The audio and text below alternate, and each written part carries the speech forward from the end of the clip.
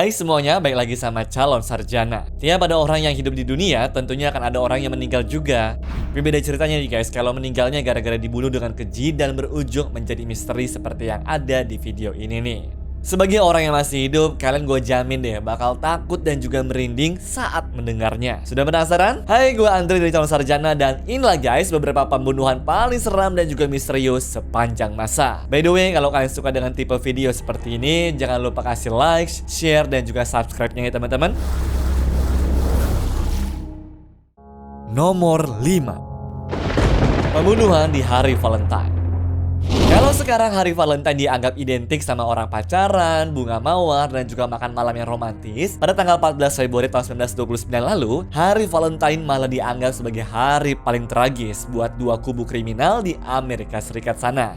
Jadi ceritanya guys, di daerah Chicago terbagi tuh menjadi dua kubu, antara George Bucks Moran di utara dan juga Al Capone di selatan. Nah, berhubung Al Capone maunya tuh dianggap sebagai pemimpin utama di Chicago, mulailah tuh dia mikir cara buat ngebunuh saingannya. Tentunya rencana itu nggak boleh dia yang ngelakuin langsung kan? Makanya setelah bolak-balik mikirin, akhirnya rencana itu baru dieksekusi di tanggal 14 Februari jam 10.30 pagi, di mana ada 4 orang suruhan Al Capone berpura-pura jadi polisi dan maksa 5 anak buah George Moran plus 2 orang montir mobil buat masuk ke gudang. Anak buah Moran ini semua ngira kalau mereka mau ditangkap polisi tuh guys. Jadi ya nurut-nurut aja berbaris menghadap ke tembok. Tahu-tahu 2 orang lainnya malah masuk tuh bawa senapan mesin dan juga mereka langsung nembak semua orang yang berbaris di sana. 6 orang langsung tewas di tempat dan satunya lagi mati pelan-pelan di rumah sakit. Menurut polisi yang datang ke lokasi TKP, mereka nemuin 160 buah peluru di mana masing-masing pelaku nembakin 6 sampai dengan 10 butir peluru. Mengejutkannya, anak buah Al Capone ini nggak tahu mukanya si Moran tuh kayak gimana guys, sehingga mereka tuh berpikir udah ngebunuh sang pemimpin dan puas dengan hasil kerjanya. Padahal yang mereka pikir Moran itu aslinya merupakan anak buahnya doang yang bernama Albert Weisheng ini nih. Ya walaupun nyawanya Moran tuh berhasil selamat, daerah kekuasaannya jadi terguncang banget teman-teman, karena ke-7 orang yang meninggal tadi merupakan orang-orang penting di geng mafia tersebut. Dan sampai sekarang ulah Al Capone ini nggak bisa dibuktikan oleh hukum, sehingga dia beserta dengan anak buahnya nggak didakwa sama sekali atas kejadian ini. Dari cerita tersebut kita bisa melihat tuh guys betapa brutalnya dunia mafia di zaman dulu kan. Beruntung sekarang udah nggak segila itu ya guys. Nomor 4. Bocah di kardus. Kalian pernah dengar cerita misteri yang bikin merinding sekaligus sedih? Nah, kali ini guys, gue mau ngasih cerita nih tentang kasus Boy in the Box yang bikin geger Philadelphia, Amerika Serikat di tahun 1957. Jadi begini, di bulan Februari yang dingin, ada pemburu berang-berang yang nemu kotak kardus di pinggir jalan. Pas dia buka, isinya bikin dia kaget setengah mati. Soalnya ada mayat bocah laki-laki telanjang yang sudah dimutilasi guys. Tapi si pemburunya malah nggak lapor polisi tuh karena takut kena masalah gara-gara jebakan ilegalnya. Beberapa hari kemudian ada orang lain nih yang nemuin mayat itu. Si bocah diperkirakan berumur 3-7 tahun dengan tinggi 1 meter dan berat 15 kg serta kondisinya yang sudah miris banget. Badannya kecil, kurang gizi, dan nggak terawat juga. Yang bikin tambah sedih, badannya penuh dengan luka kecil tuh guys, terutama di pergelangan kaki, selangkangan, dan juga dagunya. Masalahnya, saking hancurnya wajah dia, polisi sampai ngasih selebaran dengan rekonstruksi wajah pakai teknologi. Para polisi juga sudah nyoba segala cara buat mencari kasus ini. Dari ngambil sidik jari, nyebarin ribuan selebaran, sampai nganalisis barang buktinya juga. Tapi semua petunjuk tuh guys berakhir buntu. Yang bikin tambah misterius, nggak ada orang tua yang ngaku bahwa itu adalah anaknya. Kacau kan? Nomor 3. Dorothy Stratton. Kisah berikutnya datang dari Dorothy Stratton yang luar biasa menarik banget nih teman-teman. Dari cewek biasa yang kerja di Dairy Queen, tiba-tiba jadi bintang Playboy tuh dan juga artis Hollywood yang naik daun. Tapi sayangnya, kisah hidupnya berakhir dengan sangat mengerikan. Awalnya, Paul Snider ngedeketin Dorothy dengan janji-janji manis. Dia bilang si Dorothy ini tuh bakal jadi bintang besar dan ngeyakinin dia buat pindah ke Los Angeles. Hugh Hefner juga ngelihat potensi Dorothy dan ngeramal dia bakal jadi Marilyn Monroe yang berikutnya. Nah, semua ini guys sebenarnya nggak akan terjadi kalau bukan karena pengaruh sang pacar, yaitu Paul Schneider tadi. Jadi ceritanya pas Dorothy berusia 18 tahun dan lagi bekerja di Dairy Queen British Columbia, dia ketemulah sama si Paul ini. Di situ dia dirayu, dipuji-puji, dan ditaruh pikiran kalau Dorothy ini bisa jadi model yang terkenal. Siapa yang sangka, pas Dorothy nyoba berkarir sebagai model Playboy, ternyata Hugh Hefner selaku pendiri Playboy Enterprise juga setuju tuh, sehingga menjadikannya sebagai Miss August di tahun 1979. Dari sini guys, dia langsung dapat banyak tawaran kerja, seperti muncul dalam film Buck Rogers, Fantasy Island, dan juga Galaxina. Bahkan saking cepatnya dia naik daun nih, Dorothy sudah langsung dianggap top model, dimana nama itu disebut-sebut terus sama banyak orang.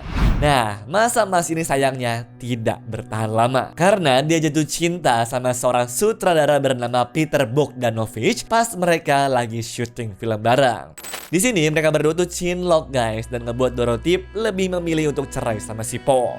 Paul sih awalnya nggak ngomong apa-apa, tapi diam-diam dia mulai cari cara tuh buat balas dendam dengan ngambil les belajar nembak.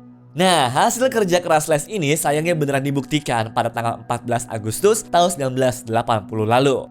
Hari itu, Paul sama Dorothy ceritanya bertemu harusnya cuma buat bahas harta gono gini.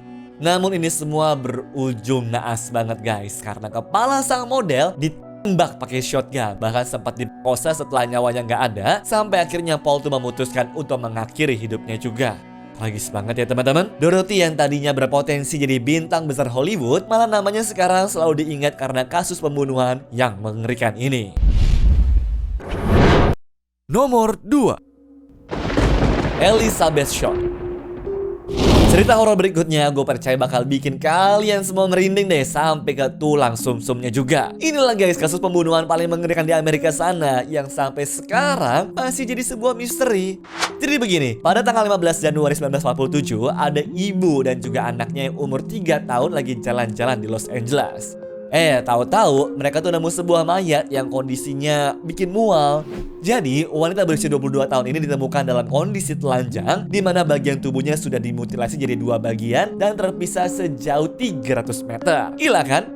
Yang bikin tambah ngeri, isi perutnya dikeluarin terus dimasukin lagi. Kemudian ada bekas ikatan di pergelangan tangannya, kulitnya ada yang kelupas, dan darahnya juga dikeluarin semua. Tapi yang paling serem itu mukanya teman-teman. Si pembunuh motong mulutnya dari ujung sampai ke dalam telinga, jadi kayak senyuman Joker gitu loh. Ngeri banget kan? Seminggu kemudian ada yang ngaku-ngaku nih jadi pembunuhnya. Orang ini bahkan nelfon editor koran LA Examiner dengan bilang bakal ngirim oleh-oleh lewat kiriman pos. Bener aja, 4 hari kemudian ada surat yang isinya tuh akta kelahiran Elizabeth Short, kartu nama, foto-foto, dan juga buku alamat. Nah, kasus ini guys dengan cepat jadi heboh banget di media sana. Polisi sampai kewalahan ngurusin banyaknya tips yang masuk ke dalam kantor polisinya. Mereka sudah wawancara 12 tersangka dan dengar pengakuan lebih dari 60 orang yang mengaku jadi pembunuhnya. Tapi adanya sampai sekarang kasus ini masih menggantung begitu saja tanpa ada kejelasan tersangkanya sama sekali. Nomor 1, Kitty Genovese. Kalau teman-teman baca buku psikologi dan sempat baca tentang bystander effect, nah sebenarnya istilah itu guys mulai muncul gara-gara kematian Kitty Genovese kali ini nih.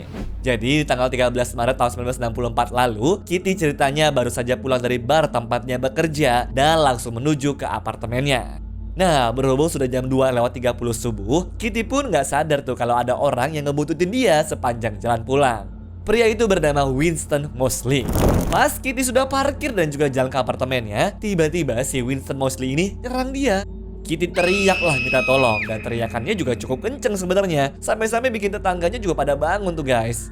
Tapi anehnya gak ada satupun yang langsung turun buat nolongin. Ya sebenarnya ada sih satu orang yang teriak, "Jangan ganggu cewek itu," yang bikin Moseley juga kabur sebentar. Tapi tetap aja guys, gak ada tuh yang ngebantuin Kitty yang sudah terluka. Selama 10 menit, Kitty pun cuma bisa merangkak di tanah sambil berdarah-darah. Si Moseley ini balik lagi. Kali ini dia nusuk Kitty berkali-kali, perkosa dia, merampok, dan kabur setelahnya. Yang bikin tambah miris, tetangga-tetangganya baru nelfon polisi sekitar jam 4 pagi atau hampir sejam setelah serangan pertama.